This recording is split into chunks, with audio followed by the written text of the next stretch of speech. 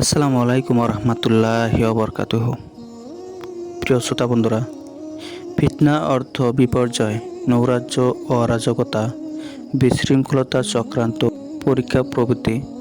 কিয়ামতের আগে সমাজ, রাষ্ট্র ও জনজীবনের সর্বত্র ফিতনা ও বিপর্যয় ছড়িয়ে পড়ার কথা হাদিসে এসেছে।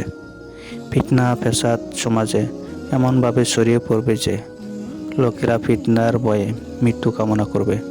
রাসূল সাল্লাল্লাহু আলাইহি ওয়াসাল্লাম বলেন, কিয়ামত সংঘটিত হবে না যতক্ষণ না বিপদ আপদের কারণে এক ব্যক্তি অপর ব্যক্তির কবরের পাশ দিয়ে যাওয়ার সময় মৃত্যু ব্যক্তির স্থানে হওয়া কামনা করবে। তবে সাধারণভাবে বিপদ আপদের কারণে মৃত্যু কামনা করা যাবে না। দুনিয়ায় মুমিনের জীবনে নানা প্রতিকূলতা তৈরি হবে।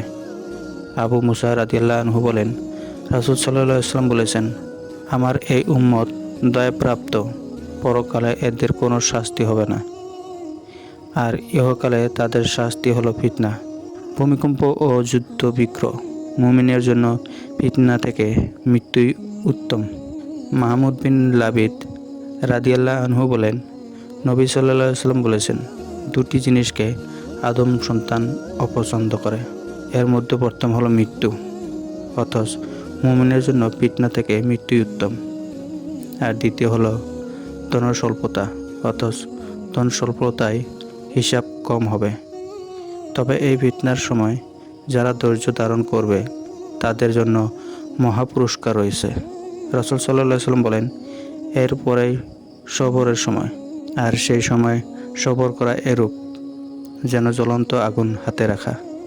সেই সময় যে ব্যক্তি নেক আমল করবে সে 50 জনের সমান সওয়াব পাবে।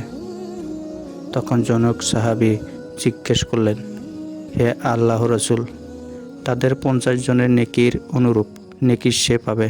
তিনি বলেন, তোমাদের মতো 50 জনের সওয়াব অনুরূপ সওয়াব সে পাবে।